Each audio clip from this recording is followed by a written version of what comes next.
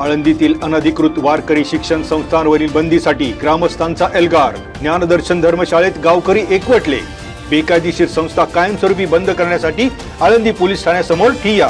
निवासी संस्थांमधील मुलांवरील लैंगिक अत्याचार आणि संस्थांमधील गैरप्रकार रोखण्यासाठी गावकऱ्यांनी उचलले पाऊल। पोलीस करणार आळंदी परिसरातील संस्थांची तपासणी।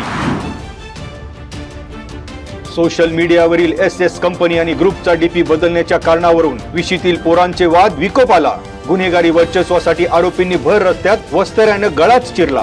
मेदनकरवाडी गावच्या हद्दीत पुणे नाशिक महामार्गावर धक्कादायक घटना। अभिषेक सोनावणे आणि सायको उर्फ ऋतिक पाटाडे याला बेड्या।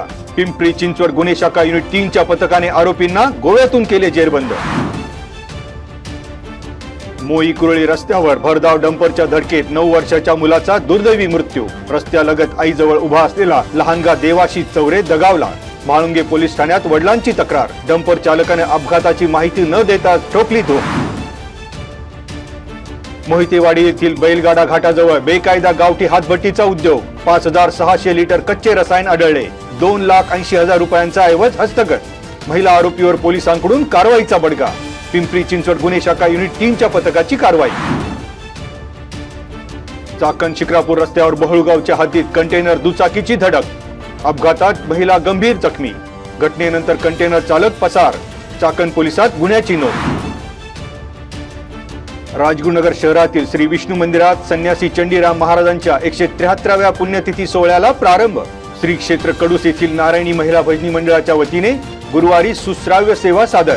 12 जानेवारी पर्यंत विष्णू मंदिरात विविध धार्मिक कार्यक्रम। मठापती सुरेश शास्त्री महाराज यांची माहिती।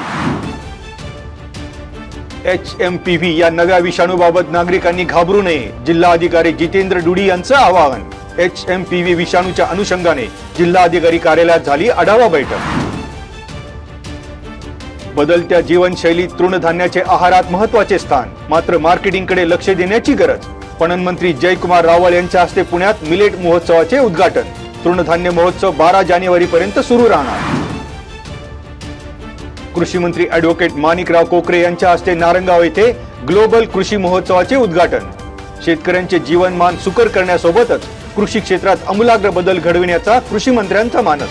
नारंगाव येथील कृषी विज्ञान केंद्र आणि ग्रामोन्नती मंडळ यांच्या वतीने 9 ते 12 जानेवारी दरम्यान ग्लोबल कृषी महोत्सव। कोल्हापूर येथील आविष्कार फाउंडेशनच्या वतीने वराळे गावच्या सरपंच पूजा बुट्टे यांना राज्यस्तरीय क्रांतिज्योती सावित्रीबाई फुले यशवंत गौरव पुरस्कार।